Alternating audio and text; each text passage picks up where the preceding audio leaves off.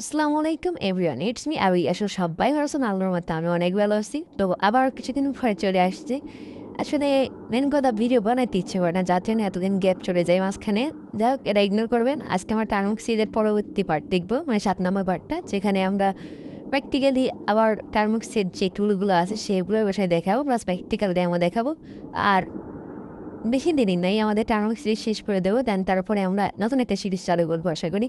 আরেকটা বিষয়, যদি এই ভিডিও রেসপন্স ভালো হয় তো তারপরে আমরা একটা ভিডিও দিব, সেটা হচ্ছে লাইভ ফেসবুক অ্যাক্সেস করা।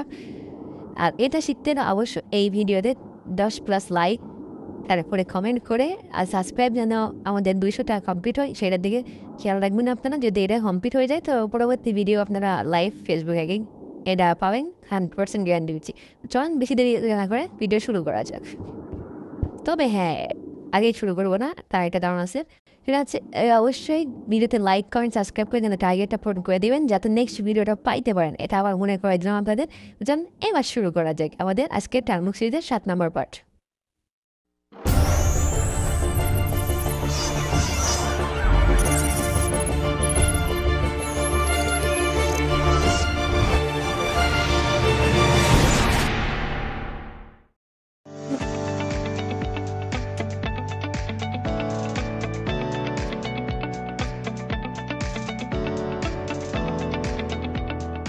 হতে যাচ্ছে আমাদের টার্মার্কসের 7ম ভিডিও, এবং আজকের ভিডিওতে আমরা হচ্ছে আপনাদের এথিক্যাল হ্যাকিংয়ের মেইন যে টপিকগুলো সেগুলোর মতো স্টার্ট করব। সো যারা হচ্ছে এথিক্যাল হ্যাকিং কিংবা হ্যাকিং করতে চান, তো আজকে থেকে হচ্ছে আমাদের একদম প্র্যাকটিক্যাল ভিডিওগুলো স্টার্ট হবে, এবং আমরা দেখাবো কীভাবে হচ্ছে এগুলো বিভিন্ন প্রকার পেলোড কিংবা বিভিন্ন প্রকার এক্সপ্লয়েট কিংবা বিভিন্ন প্রকার ইভেশন টেকনিক কীভাবে কাজ করে, এবং কীভাবে এগুলোর মাধ্যমে হচ্ছে বিভিন্ন মোবাইলের কন্ট্রোল আপনারা নিতে পারবেন, কিংবা ফেসবুক অ্যাকাউন্ট কিংবা ইমেল আইডি কিংবা অন্য যে কোনো ধরনের এটা কীভাবে মূলত আপনারা পারফর্ম করবেন, এই সবগুলো হচ্ছে আমরা এখন থেকে মূলত প্র্যাকটিক্যালি যতটুকু দেখানো সম্ভব সব কিছু হচ্ছে আপনাদের মতো দেখাবো। সবই হচ্ছে আপনারা মোবাইল দিয়ে টার্মার্কসের মাধ্যমে করতে পারবেন। আর যাদের কম্পিউটার ল্যাপটপ আছে তারা তো এগুলো ডেফিনেটলি করতে পারবেন।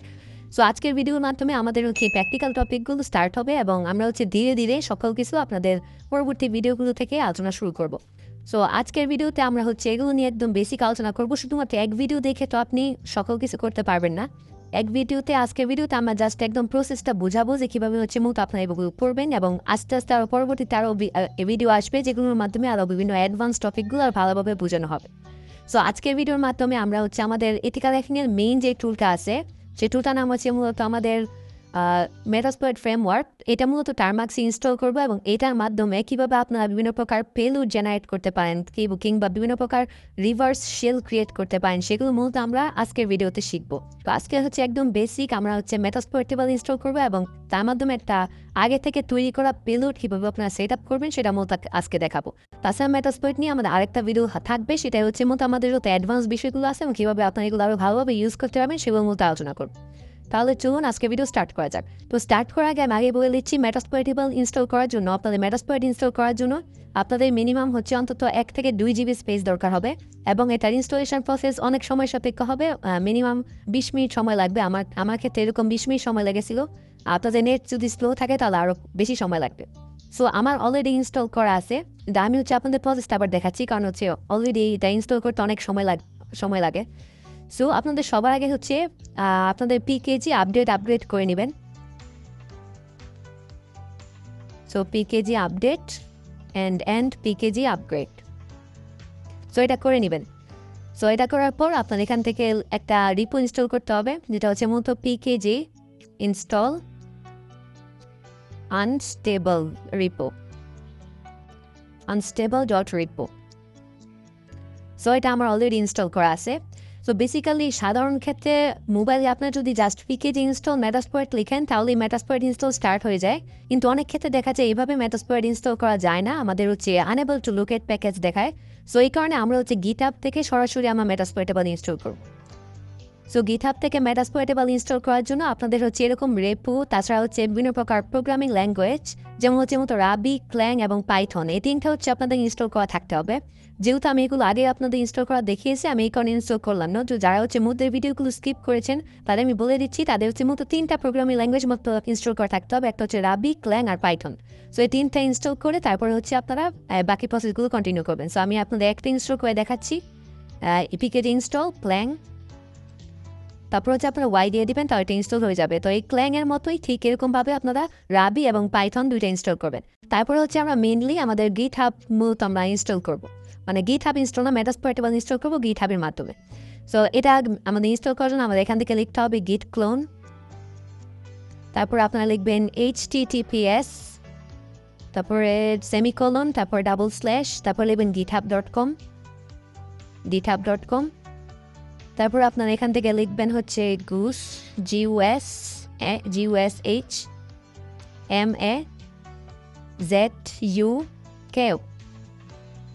গুসো মুজুকো। তারপর হচ্ছে স্ল্যাশ দিয়ে আপনারা এখান থেকে যে কোনো নাম দিতে পারেন, মানে হচ্ছে আপনার একটা ফাইল তৈরি হবে, এই ফাইলের মধ্যে হচ্ছে আপনাদের এই ইয়াগুলো ইনস্টল হবে। তো আমি হচ্ছে এখানে আমি একটা তৈরি করে নিলাম, যেমন হচ্ছে মূলত মেটাস্প্লয়েট আমি হচ্ছে এটা এখন তৈরি করে নিলাম। সো এখন আমি প্রসেসটা বলছি, প্রসেসটা সময় লাগবে, এখানে মতো আমি এখন দিয়ে দেখাচ্ছি না, জাস্ট এখন হচ্ছে আপনার মেটাস্প্লয়েট, বা আমি এখান থেকে এরকমভাবে লিখলাম মেটাস্প্লয়েট ইন টারমাক্স আন্ডারস্কোর দিয়ে লিখলাম।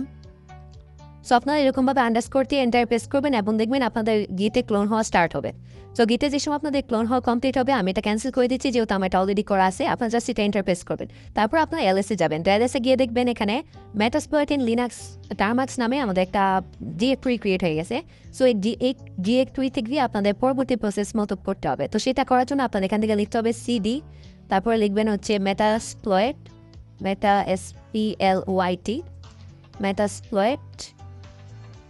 ইন টারমাক্স। সো আমাদের একটা হচ্ছে মেটাস্প্লয়েট ইন টারমাক্সে চলে এসেছি। তো এখন আপনাদের মেটাস্প্লয়েট ইন টারমাক্সে যাওয়ার পর আপনাদের একটা কমান্ড দিতে হবে এখানে, এটা হবে ব্যাশ, তারপর লিখবেন মেটাস্প্লয়েট.sh, এটা লিখে এন্টার প্রেস করবেন। এটা লিখে এন্টার প্রেস করার সাথে সাথে মেটাস্প্লয়েটেবলের জন্য, মানে মেটাস্প্লয়েটের জন্য আপনাদের যত প্রকার ডিপেন্ডেন্সি আছে সেগুলো ইনস্টল হওয়া স্টার্ট হবে। সো আমরা কিন্তু এতক্ষণ পর্যন্ত আমরা জাস্ট একটা ডিরেক্টরি ক্রিয়েট করেছিলাম এবং এর মাধ্যমে যে রুট ফাইলগুলো আছে সেগুলোর মধ্যে ইনস্টল করেছিলাম, কিন্তু হচ্ছে আমার মতো যে ডিপেন্ডেন্সি আছে সেগুলোর মধ্যে এখন ইনস্টল করিনি। সো এই ডিপেন্ডেন্সি ইনস্টল করার জন্য আপনার এখান থেকে লিখবেন ব্যাশ মেটাস্প্লয়েট.sh, এটা লিখে আপনার এন্টার প্রেস করবেন। আর এই প্রসেসটা হতে মূলত 15 থেকে 20 মিনিট 30 মিনিট সময় লাগতে পারে। সো জাস্ট একটু জোর বসে থাকবেন। সো আমার প্রসেস অলরেডি করা আছে, সো এই কারণে আমি আর বাকি প্রসেস মতো দেখালাম না, জাস্ট এন্টার প্রেস করবেন এবং বসে থাকবেন, দেখবেন হচ্ছে আপনাদের সকল কিছু অটোমেটিক্যালি আপনাদের ইনস্টল হওয়া স্টার্ট হয়ে যাবে। সো এখন হচ্ছে আমি আপনাদের মেটাস্প্লয়েটেবল নিয়ে একটু আলোচনা করি। তো মেটাস্প্লয়েটেবল হচ্ছে একটা অনেক অ্যাডভান্স একটা টুল। তো এই টুলটার মাধ্যমে আমরা বিভিন্ন প্রকার পেলোড জেনারেট করতে পারি এবং এই পেলোডগুলোর মাধ্যমে আমরা হচ্ছে কিছু অ্যাপিকে ফাইল তৈরি করতে পারি এবং এই অ্যাপিকে ফাইল আমরা হচ্ছে যখন কোনো ডিভাইসে পাঠাবো কিংবা কোনো জয়েন্ট ফেসবুক অ্যাকাউন্টে ইনস্টাগ্রাম অ্যাকাউন্টে পাঠাবো, তো এখানে যদি এই অ্যাপিকে ফাইলে ক্লিক করে তাহলে হচ্ছে ওই ওই হতে পারে সফটওয়্যার, হতে পারে ডিভাইস, ওটা একটা রিমোটলি কন্ট্রোল আমরা পেয়ে যাই। সো এটাকে যদি আপনি ভালোভাবে বুঝতে চান, তো তার আগে আপনাদের এটাকে ভালোভাবে বুঝতে হলে আপনাদের তিনটা জিনিস ভালোভাবে বুঝতে হবে। সেটা হচ্ছে মূলত এক্সপ্লয়েট কি, পেলোড কি, আর একটা হচ্ছে ইভেশন কি, বা বিভিন্ন প্রকার ইভেশন টেকনিক আছে, তো সেগুলো মূলত কি। তো আমি প্রথমে আপনাদের বলছি এক্সপ্লয়েটটা কি। তো এক্সপ্লয়েটটা হচ্ছে আমাদের মূলত একটা কোড, যেটা হচ্ছে মূলত একটা সফটওয়্যার বা সিস্টেমের দুর্বলতাকে মানে কাজে লাগিয়ে আমাদের হচ্ছে প্রত্যাশিত কাজটা মতো করে দেয়। অর্থাৎ আমাদের জন্য ওই ফাইল থেকে আমাদের কোন ইম্পর্টেন্ট বিষয়টা আমাদের লাগবে, বা ধরতে পারেন হচ্ছে ওই আইডির হচ্ছে আমাদের পাসওয়ার্ড লাগবে, কিংবা ওই আইডির কোনো ফটো লাগবে, কিংবা এই ধরনের কিছু যেগুলো লাগবে সেগুলো হচ্ছে মূলত আমাদের করে দেয়, যেটা সেটাকে মতো বলা হয় এক্সপ্লয়েট। মানে এক্সপ্লয়েটটাকে কাজে লাগিয়ে মূলত আমরা এই কাজগুলো করতে পারি। সো এটাকে মতো এক্সপ্লয়েট বলা হয়। তাছাড়া সবচেয়ে ইম্পর্টেন্ট যেটা আমার মতো আজকে বলতে দেখবো সেটা হচ্ছে মতো পেলোড। তো পেলোডটা কি? তো পেলোড হলো একটা কোড যেটা হচ্ছে এক্সপ্লয়েট সফল হওয়ার পর সিস্টেমে রান করে। অর্থাৎ আমাদের ধরেন আমরা সিস্টেমকে এক্সপ্লয়েট করে ফেললাম, ধরেন আমরা ওকে মোবাইলের উপর আক্রমণ করলে বা মোবাইলটাকে এক্সপ্লয়েট করে ফেললাম, তো ওই এক্সপ্লয়েট কাজটা করার জন্য মূলত আমরা ইউজ করবো যে এক্সপ্লয়েটগুলো আছে সেগুলো। এবং আমাদের ধরেন এক্সপ্লয়েটটা যদি সফল হয়ে যায় তারপরে আমাদের মূলত আমরা পেলোডটাকে মতো প্রেরণ করি। তো পেলোডটার মাধ্যমে হচ্ছে আমাদের যে মেইন কাজটা থাকে সেই কাজটা মতো আমাদের এটা করে। যেমন বিভিন্ন প্রকার পেলোড আছে, যেমন হচ্ছে মতো রিভার্স শেল পেলোড, তাছাড়া আছে বাইন্ড শেল পেলোড, তাছাড়া আছে মেটাপ্রেটার পেলোড, তাছাড়া আপনার ইন্টারনেট থেকে অনেক ধরনের পেলোড আপনারা ইনস্টল করে ইউজ করতে পারেন। তো বেসিক্যালি আমরা একদম বেসিক যে পেলোডগুলো আছে সেগুলো হচ্ছে মূলত রিভার্স শেল পেলোড, যেগুলো মূলত সাধারণভাবে বিভিন্ন সার্ভারে আক্রমণ করার ক্ষেত্রে মতো ইউজ করা হয়। তাছাড়া আছে বাইন্ড শেল পেলোড, যেগুলো তো বিভিন্ন প্রকার মেশিনে পোর্টের মাধ্যমে মূলত আমাদের অ্যাটাক পারফর্ম করা হয়।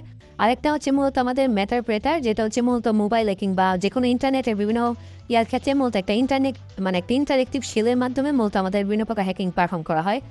তো এই প্রত্যেকটার মধ্যে আজকে হচ্ছে আমরা ম্যাটারপ্রেটার দিয়ে এবং রিভার্স শেলের মাধ্যমে কীভাবে করে সেগুলো মূলত আমরা দেখব।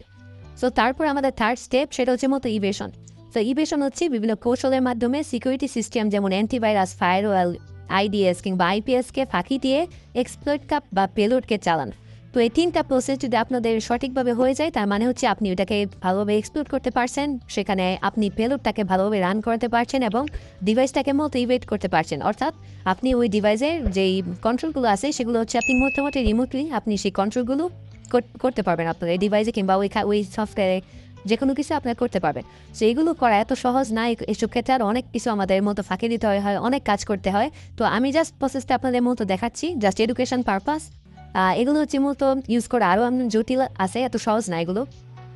আস্তে আস্তে আরও যে ভিডিওগুলো আসবে সেই প্রত্যেকটা ভিডিওতে আমি হচ্ছে এগুলোর ডিটেলসে এবং কোন কোন জায়গায় আপনি আটকে যাবেন সেই বিষয়গুলো আমি ভালোভাবে এক্সপ্লেন করব।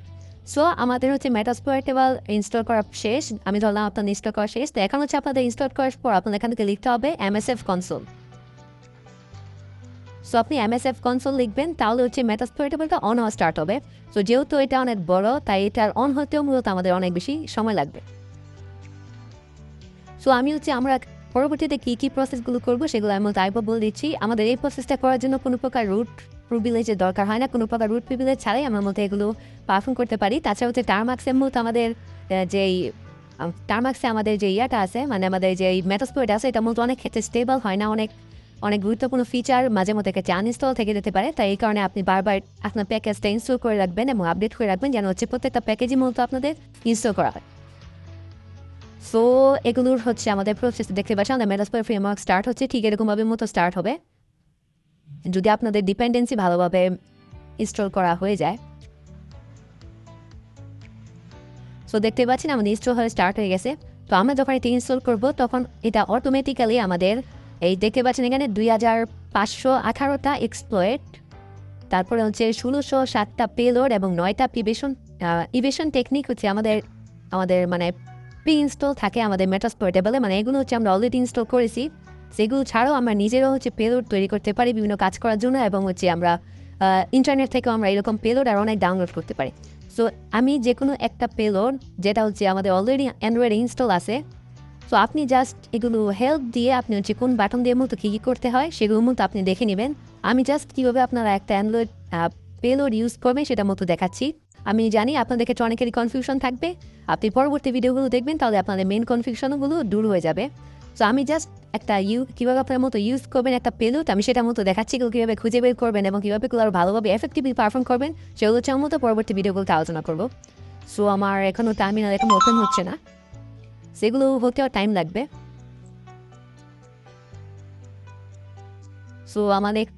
সো আমি প্রসেসটা স্কিপ করে দিচ্ছি এখান থেকে। সো আপনি দেখতে পাচ্ছেন আমাদের এখান থেকে টার্মিনাল স্টার্ট হয়ে গেছে। সো এখন হচ্ছে আপনারা যদি এখান থেকে পেলোড ইউজ করতে চান তো আমাদের এখান থেকে লিখতে হবে MSF ভেনম। এটা হচ্ছে এক ধরনের পেলোডের নেম টাইপ। সো আপনি এখান থেকে পেলোড সিলেক্ট করার জন্য -p দিতে পারেন। আচ্ছা, সবার আগে আপনি যদি এটা কিছু না বুঝেন এটা কিছু, সো জাস্ট হেল্প লিখবেন। সো এখান থেকে দেখবেন যে আপনাদের কীভাবে মূলত আমাদের কাজগুলো প্রসেসটা হয় সেটার মধ্যে এখানে এক্সাম্পলের মাধ্যমে দেখানো আছে। তো সেশনসটাকে এটা আপনাদের এখন জানা দরকার নেই। আপনি হচ্ছে এখানে সবার আগে আপনাদের হচ্ছে মতো একটা IP অ্যাড্রেস লাগবে, অর্থাৎ আপনি যখন কোনো ডিভাইসে হচ্ছে অ্যাটাকটা পারফর্ম করবেন তাহলে সেখানে হচ্ছে সেই ডিভাইসের IP অ্যাড্রেস আপনাদের এখান থেকে দরকার হবে, যেটাকে মতো আর হোস্ট দিয়ে আপনাদের সিলেক্ট করতে হবে। যেমন তাছাড়া আপনি আর হোস্ট দিয়ে চাইলে বিভিন্ন প্রকার ওয়েবসাইটেও এটা পারফর্ম করতে পারেন, যেমন www.google.com যে কোনো প্রকার সাইটে আপনি এর মধ্যে এগুলো পারফর্ম করতে পারেন। সো আপনি যদি এগুলো আরও ভালোভাবে দেখার জন্য আপনি জাস্ট MSF ভেনম লিখবেন। তো এটা অলরেডি কিছুই দেখাবে না, তো এখানে হচ্ছে আমাদের হেল্পের পুরো মেনু চলে আসবে এখান থেকে। সো দেখতে পাচ্ছেন আমাদের হেল্পের একটা মেনু চলে এসেছে, সম্ভবত //help লিখলে আমাদের এখান থেকে চলে আসবে। তো এখানে বিভিন্ন প্রকার অপশন আছে, যেমন L হচ্ছে লিস্ট আছে, তারপর P-তে হচ্ছে পেলোড, F-তে হচ্ছে ফরম্যাট মানে কোন ফরম্যাটে আপনারা হচ্ছে পেলোডটা মতো চান। তাছাড়া আমাদের এখানে আরেকটা যেটা হচ্ছে মতো দেখতে পাচ্ছেন ড্যাশহো, যেটা হচ্ছে মতো আউটপুট মানে হচ্ছে আমরা আমাদের এই পেলোডটাকে একটা ফাইল হিসেবে সেভ করার জন্য আমরা মতো ড্যাশবোর্ডটার মতো ইউজ করব। সো এই কোডটা আমরা মূলত এখন ইউজ করবো কারণ হচ্ছে আমার মতো আমাদের যে পেলোডটাকে আছে এই পেলোডটাকে আমরা ওই ডিভাইসে অ্যাটাক পারফর্ম করার জন্য মানে একটা ডিভাইসে অ্যাটাক পারফর্ম করার জন্য আমার মতো একটা পেলোড তৈরি করবো, তারপর সেটাকে আমরা হচ্ছে মানে পেলোড অলরেডি অটোমেটিক্যালি তৈরি করা আছে। এখন আমরা এখানে আমার যে ডিভাইস আছে সেটা আইপি অ্যাড্রেস দিব, তাহলে ওই আইপি অ্যাড্রেস অনুযায়ী অর্থাৎ ওই ডিভাইস অনুযায়ী মানে কোন এক্সপ্লয়েটটা মতো আমাদের এখানে কাজ করবে ওই ডিভাইসে, কিংবা কোন পেলোডটা মতো আমাদের এখানে কাজ করবে সেটা অনুযায়ী আমাদের হচ্ছে যেই মেটাস্প্লয়েট আছে এটা মতো আমাদের একটা পেলোড তৈরি করে দিবে এপিকে আকারে। তো ওইটাই হচ্ছে আমার মতো ওই ডিভাইসে পাঠাবো, এবং ওইটা যদি এখান থেকে ওপেন করে তাহলে হচ্ছে মতো আমাদের যে হ্যাকিং পারফরমেন্স আছে সেটা মতো হয়ে যাবে, বা এক্সপ্লয়েট যেটা সেটা হয়ে যাবে। তো আপনি ইউজ করার জন্য আপনি এখান থেকে লিখবেন MSF ভেনম, তারপর আপনার ড্যাশ, তারপর হচ্ছে পি, তারপর হচ্ছে অ্যান্ড্রয়েড। আমরা এখন লিখবো হচ্ছে আমাদের একটা পেলোডের নেম। তো পেলোডগুলো কীভাবে বের করবেন সেটা আমরা পরবর্তী ভিডিওতে দেখাবো। তো এখানে লিখবেন মেটারপ্রেটার, তারপর হচ্ছে দেখবেন রিভার্স টিসিপি। তো এটা একটা reverse shell TCP payload, reverse .tcp। তারপরে এখন হচ্ছে আপনাদের টার্গেট আইপি অ্যাড্রেস আমাদের লিখতে হবে। তো টার্গেট আইপি আমাদের লেখার জন্য আমরা এখান থেকে লিখবো এল হোস্ট, তারপর ইকুয়াল দিয়ে আমরা হচ্ছে টার্গেট আইপি লিখবো। তো আমার কাছে এখন হাতে কোনো মোবাইল নেই, তো আমি আমার কম্পিউটার আইপি অ্যাড্রেসটার মধ্যে এখান থেকে লিখলাম। তো এখানে হচ্ছে আপনি মোবাইলে আইপি অ্যাড্রেস দিবেন, কারণ আমি এখান থেকে পেলোডটা মতো আমার মোবাইলে সিলেক্ট করেছি, কিন্তু আমি আইপি অ্যাড্রেসটা আমার কম্পিউটারে সিলেক্ট করেছি। তো 192 168 234 128। তারপরে হচ্ছে আপনি একটা পোর্ট নাম্বার দিবেন, এটা হচ্ছে মতো এল পোর্ট দিয়ে। সো এল পোর্ট আপনাদের মোবাইলে হচ্ছে একদম ডিফল্ট কি আমাদের এল পোর্ট থাকে হচ্ছে 4টা 4, এটা হচ্ছে আমাদের ডিফল্ট পোর্ট। তারপরে হচ্ছে আপনার এখান থেকে একটা আউটপুট, আমরা হচ্ছে কীভাবে আউটপুট আকারে মূলত আপনারা আমাদের পেলোডটা পেতে চান সেটা মতো আপনার সিলেক্ট করতে হবে। তো আমি এখানে আউটপুট আকারে পেতে চাই, যেটা হচ্ছে মূলত আমাদের এপিকে আকারে। তো পেলোড.apk আকারে আমরা হচ্ছে পেলোডটা মূলত আমরা তৈরি করব। তো আমাদের এখানে মতো পেলোডটা তৈরি হয়ে যাবে। তো এখন আপনার ইন্টারপ্রেস করবেন। সো এখন দেখবেন আমাদের এক্সিকিউট হতে থাকবে আমাদের এই কাজটা।